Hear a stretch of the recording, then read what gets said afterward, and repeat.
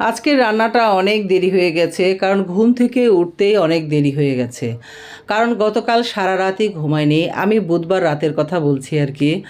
রাত্রে 2টোর দিকে মাইকিং হচ্ছে, এলাকাবাসী উঠেন, ডাকাত এসেছে, সবাই সাবধান থাকেন, জাগ্রত থাকেন। কি ভয়ঙ্কর কথা! আমি তো মানে ঘুম থেকে উঠে আমার হাত পা কাঁপাকাঁপি শুরু হয়ে গেছে, বুক ধড়ফড় করতেছে, এবং প্রতি 15 মিনিট 20 মিনিট পর পরই মাইকিং হচ্ছে। তারপরে তো নেমে গেলাম নিচে। নিচে নেমে যেয়ে দেখি কি অবস্থা। যে দেখি কেউ ঘরের বাতি জ্বালাচ্ছে আবার নিভাচ্ছে ভয়ে। আর এলাকায় কয়েকটি ছেলেও বের হয়ে গেছে, কারণ তারা লাঠিসোঁটা নিয়ে বের হয়েছে। কিন্তু আমরা আর বের হলাম না, গেটের ভিতরেই থাকলাম। কারণ বের হলে বুঝতে পারছি না মানে কারা যা আসল আর কারা নকল। আসলেই মানে এভাবে অনেকক্ষণ দাঁড়িয়ে থাকার পর দেখি একজন একদম বিশাল বড় এক মানে কি বলে এটা চেনের মতো নিয়ে দৌড়ে পালাচ্ছে, পিছনে অনেক ছেলেরা সাথে ওকে ধরার জন্য। পরে অবশ্য আর দেখিনি, কারণ বাসার সামনে থেকে পার হয়ে যাওয়ার পরেই অনেক দূরে যেয়ে নাকি ওরা ধরা পড়েছে। শুনলাম এলাকারই। আসলে শুনে এত খারাপ লাগলো যে এলাকার ছেলে মেয়েরাই এসব করছে। এলাকার বলতে আমাদের পিছনটায় অনেকটা মানে আমরা যেখানে থাকি এটা হলো মিরপুর এলাকা, ক্যাম্প আছে, সেখানেরই নাকি ছেলেরা এসব কেন করছে বুঝতে পারলাম না। মনে হয় সাধারণই চোর এরা, হয়তো এই যে এতদিন সব কিছু বন্ধ থাকাতে হয়তো এরকম করেছে, আর না হলে এরা পেশাদারি। না হলে এত রাতের বেলা কেন এসব করবে? শুধু চতুর্দিকে মানে লোকারণ্য হয়ে যাচ্ছিল, সব প্রতিটা ঘরের বাতি জ্বেলে উঠছিল, আর সবাই শুধু বের হয়ে পাহারা দিচ্ছিল। পুরো রাতটা এভাবেই কেটেছে, একদম ফজরের আজান পর্যন্ত এরকম থাকার পর তারপরে আস্তে আস্তে সবাই একটু, যেই সূর্যের আলো ওঠা শুরু হয়েছে, সবাই যে যার মতো গিয়েছে, স্বাভাবিক হয়েছে। সারাটা দিন এইভাবেই গেল। এই তো তখন তারপরেই আমি ঘুমিয়েছিলাম। উঠতে উঠতেও দেরি হয়েছে, নাস্তা করেছি, নাস্তা করার পরে তারপরে এসেছি রান্নাঘরে। রান্না কি করব, কারণ রান্নাতে এত মানে খারাপ লাগছে, মানে মন মানসিকতাও খারাপ, তার মধ্যে ঘুম হয়নি, এমন খারাপ লাগছে। তো ভাবলাম একদম সহজ যে রান্নাটা, সেই রান্নাটাই রান্না করব, এবং একটা তরকারি রান্না করব। তো একটা তরকারি রান্না করলে যেহেতু খাওয়া যাবে না, সাথে একটু ডালও মানে রান্না করব।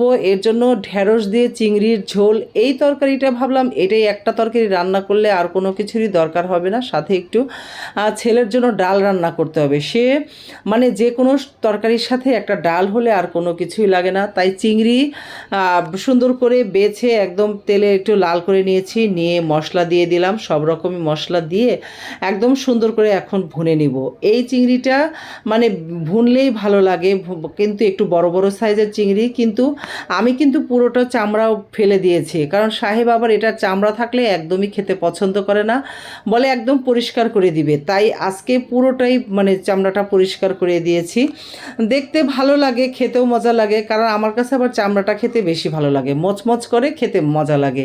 আর ছেলেও খেতে চায় না, মেয়েও বেশি পছন্দ করে না, কিন্তু কিছু বলে না, খেয়ে নেয়ও। আর তাই ঢ্যাঁড়সটাও সুন্দর, এই যে একদম কচি কচি ছিল, অনেক সুন্দর ঢ্যাঁড়স ছিল, মানে সবুজ সুন্দর কচি ছিল আর কি। তো সেটা দিয়েই সুন্দর করে এভাবে ভুনে নিচ্ছিলাম।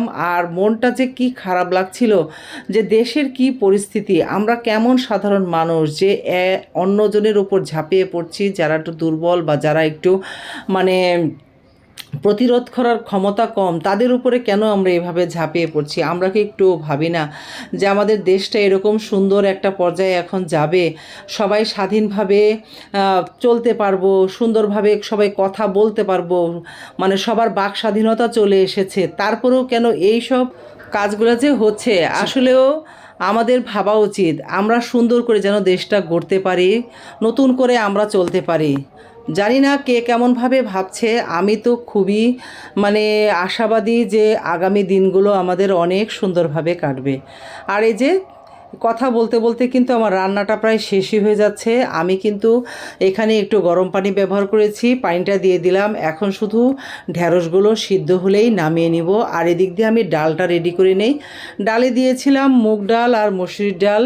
তা আমি প্রতিদিনই মুগ ডালটা ভেজেই দেই, কিন্তু আজকে ভেজে দিব না, ভাজতেও ভালো লাগছে না। একসাথেও রান্না করা যায়, একসাথে রান্না করলে হয় কি, মুগ ডালের যে একটা স্মেল আছে সেটা কম পাওয়া যায়, আর ভেজে রান্না করলে মানে স্মেলটা এত সুন্দর আসে, ভালো লাগে।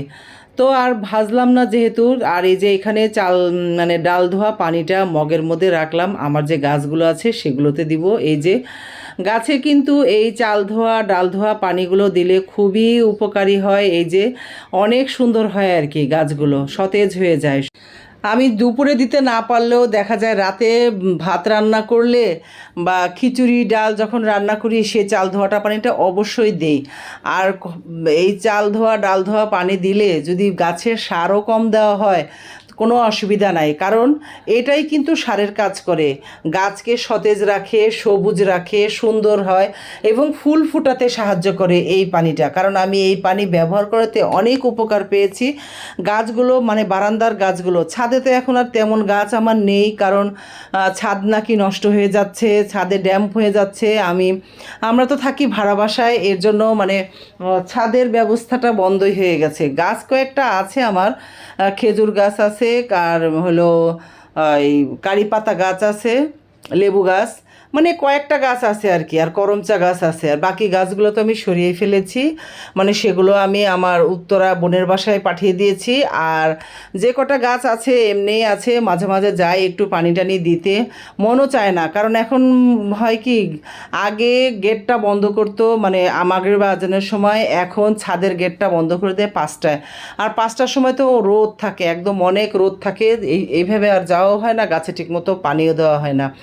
এখন কিছু গাছ আমি বারান্দায় নিয়ে এসেছি কয়েকটা, মানে যে আমি বট গাছগুলো আর কি, পাকুর বট, এমনে বট, এই বট গাছগুলো আমার খুবই পছন্দের, এই বট গাছগুলোই বারান্দায় নিয়ে এসেছি, এগুলোকে আমি সুন্দর করে এখন রেগুলার পানি দেই। রোদ না পাক, আমার বারান্দায় কিন্তু একটুও রোদ আসে না, ও অসুবিধা নেই, কিন্তু যে আলোর তাপটা আসে, আর এই যে চাল ধোয়া ডাল ধোয়া পানি দিই, এতেই কিন্তু সুন্দর হয়ে যায়। আর এদিক দিয়ে কিন্তু আমার ডাল রান্নাটা হয়ে গেছে, অনেক মজা করে ডালটা রান্না করেছিলাম, আর এই যে ঢ্যাঁড়স চিংড়ির তরকারি। তো আমি রান্না করি, আমি এখন খেয়ে নিব, বাকিরা তো কখন খাবে বাচ্চারা, ওদের ঠিক নেই, ওদের যখন মন যাবে খেয়ে নিবে। তো এর জন্য আমি কি করি, রান্না শেষ করে আমি নিজেই আগে খেয়ে ফেলি, কারণ দেখা যায় যে আমার ক্ষুধা লেগে যায়, আমি সকালের টাইম করে সকালের নাস্তাটাও খাই, আবার দেখা যায় দুপুরেও আমার মানে টাইম করেই খাওয়া হয় আর কি। আজকাল ছেলেমেয়েরা তো মানে দুবেলা খায়, সকালে খায় বিকেল আর রাতে খায়, এরকম করে খায় আর কি। তো এই যে রান্নাগুলো আমার শেষ, আর সবার সাথে অনেক বক বক করলাম, অনেক কথা বললাম। আমি যে অনেক কথা বলেছি কেউ কিছু আবার অন্যদিকে নিয়েন না, আমার মনের কথাগুলোই বলেছি, আসলে অনেক খারাপ লাগছিল কথাগুলো কার